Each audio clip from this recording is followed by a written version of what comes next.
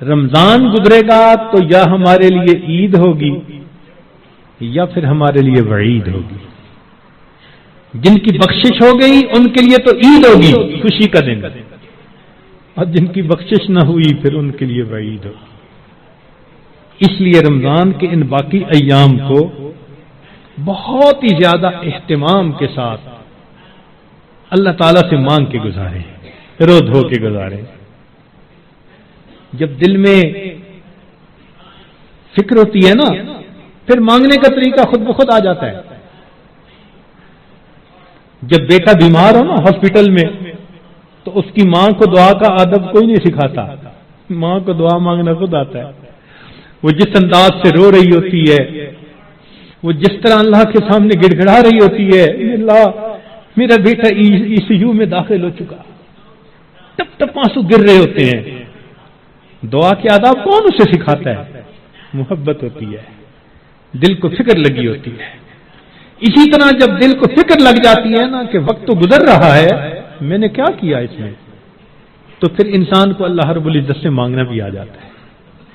کہتے ہیں کہ ایک اعرابی تھا تو رمضان مبارک میں عجیب اس نے دعا مانگی. کہنے لگا اللہم انک امرت بعتق العبید ونحن عبیدک. اے اللہ، آپ نے غلاموں کو آزاد کرنے کا حکم دیا ہے. اس حدیث میں بھی نبی علیہ السلام نے فرمایا کہ جو غلام آزاد کرے اس کو یہ اجر ملے گا.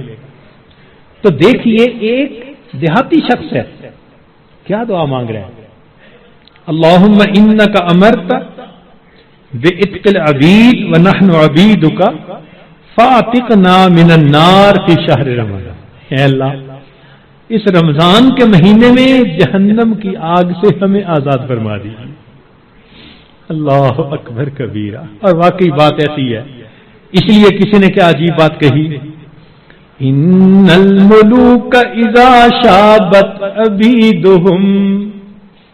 بادشاہ لوگ جو ہوتے ہیں نا، جب ان کی خدمت کرتے کرتے ان کا غلام بوڑھا ہو جاتا ہے نا، وہ پھر اس کو آزاد کر دیتے ہیں، آزاد بندوں کی طرح آزاد بنا دیتے ہیں. عمر گزار دی اس نے خدمت کرتے کرتے. بادشاہ بڑھاپے میں اس کو غلام نہیں رکھتے، یہ دستور ہوتا ہے بادشاہوں کا. ان الملوک اذا شابت عبیدہم فی رقہم آتقوہم اتق احراری.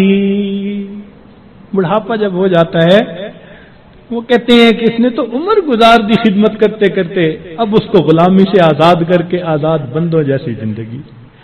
وَأَنْتَ يَا سَيِّدِي أَوْلَى بِذَاكَ رَمَا. اے سید، اے میرے سردار، اے میرے آقا، آپ تو اس بات کے زیادہ حقدار ہیں. ہم نے بھی تو کلمہ پڑھتے پڑھتے بال سفید کر لیے نا، دل سفید نہ کر سکے، بال تو سفید کر بیٹھے. کلمہ پڑھتے پڑھتے بوڑھے تو ہو ہی گئے. اے کریم، تو مہربانی فرما، رمضان کے اس مہینے میں اللہ ہمیں جہنم کی آگ سے آزاد فرما. ہمارے پاس کوئی عمل اور نہیں جو اللہ کے حضور پیش کر سکے. عبداللہ ابن مبارک رحمۃ اللہ علیہ کی بات یاد آتی ہے کہ موت کے وقت اپنے رخسار کو زمین پر رگڑنے لگ گئے اور دعا مانگنے لگے، اللہ عبداللہ کے بڑھاپے پر رحم فرما. یہ نہیں کہا کہ میں محدث ہوں، یہ نہیں کہا میں نے ہزاروں کو حدیث کا علم پڑھایا، یہ نہیں کہا اتنے لوگوں کو ہدایت ملی، کوئی عمل اپنا اللہ کے حضور پیش نہیں کیا. وہ جانتے تھے اللہ کی عظمت کو، وہ پہچانتے تھے.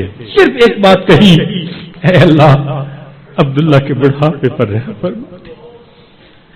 تو اگر بادشاہ اپنے بوڑھے غلاموں کو آزاد کر دیتے ہیں، میرے مولا ہم تو آپ کے نسلی غلام ہیں، ہمارے والد بھی آپ کے در سے مانگ کے کھاتے تھے، ہماری والدہ بھی آپ کے در سے مانگتی تھی. اللہم انی عبدک وابن عبدک وابن امتک، کیا مانا ہے اس کا؟ یہی تو ہے، میرا باپ بھی منگتا تھا آپ کے در کا، میری ماں بھی منگتی تھی، میں بھی منگتا، اللہ مہربانی کر دیجیے اپنے در سے